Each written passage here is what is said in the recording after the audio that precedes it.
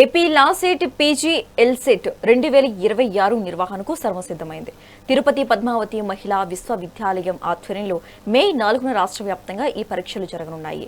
మొత్తం 30,020 మంది అభ్యర్థులు ఈసారి పరీక్షకు హాజరు కానున్నారు. పరీక్షా కేంద్రాల్లోకి ఒక్క నిమిషం ఆలస్యమైనా అనుమతించేది లేదని అధికారులు స్పష్టం చేశారు. అభ్యర్థులు హాల్ టికెట్తో పాటు గుర్తింపు కార్డును తప్పనిసరిగా వెంట తెచ్చుకోవాలని సూచించారు. 2 సెక్షన్లో జరుగుతున్న ఈ ఆన్లైన్ పరీక్షల కోసం 13 జిల్లాలో 100 కేంద్రాలను ఏర్పాటు చేశారు. పోల్చి చూస్తే ఈసారి దాదాపు 3,000 అప్లికేషన్స్ అధికంగా మేము రిసీవ్ చేసుకోవడం జరిగింది. పోయిన సంవత్సరం 27,253 మంది అయితే ఈసారి 30,020 మంది. So nearly 3,000 increase in number of applications. ఈసారి మనము 3 ఇయర్ 5 ఇయర్ లో కనుక చూస్తే అధిక శాతం 3 ఇయర్ లాకి అప్లై చేయడం జరిగింది. 22,285 3 ఇయర్ లా ప్రోగ్రామ్, 5 ఇయర్ 5,500. తర్వాత లా పీజీ లా సెట్ ఎల్ఎల్ఎంకి 2,235. ఇది distribution between 3 year law course, 5 year law course and LLM courses.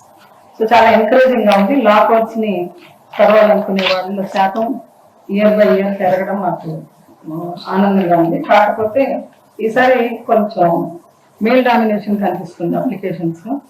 Last time ఎక్కువ మంది అమ్మాయిలు ఉన్నారు, ఈసారి ఎక్కువ మంది అబ్బాయిలు అప్లై చేయడం జరిగింది. అది అన్ని కోర్సెస్ లో కూడా 3 ఇయర్ 5 ఇయర్ ఎల్ఎల్ఎం లో కూడా మనకి ఈ ఆధిపత్యం కనిపిస్తుంది. లాస్ట్ ఇయర్ ఎగ్జామ్ తర్వాత మనం ఈసారి అప్లికేషన్స్ కాల్ చేసిన తర్వాత మనకి క్యాండిడేట్స్ నుంచి వచ్చిన ఫీడ్బ్యాక్ ఏంటంటే సెంటర్స్ చాలా దూరంగా పడుతున్నాయి. కొన్నిసార్లు వేరే ఊరు వాళ్ళకి, ఇంకొక అంటే విజయనగరం వాళ్ళకి, చిత్తూరు అలా కూడా పడడం జరిగింది. అది మేము అనలైజ్ చేసి చూసాము. ఎందుకు అని అన్నప్పుడు సెంటర్స్, అన్ని ఫెసిలిటీస్ ఉన్న సెంటర్స్ ఎక్కువగా అందుబాటులో లేకపోవడం వల్ల. సో ఆ ప్రాబ్లం అడ్రస్ చేయడానికి ఈసారి 2 షిఫ్ట్స్ లో మేము ఎగ్జామ్ పెట్టడం జరుగుతుంది. మార్నింగ్ షిఫ్ట్ లోనేమో 3 ఇయర్ ఎల్ఎల్బి వాళ్ళు ఎక్కువ మంది కాబట్టి 9 to 10:30, ఆఫ్టర్నూన్ 2 to 30 ఏమో 5 ఇయర్ ఎల్ఎల్బి ప్లస్ ఎల్ఎల్ఎం.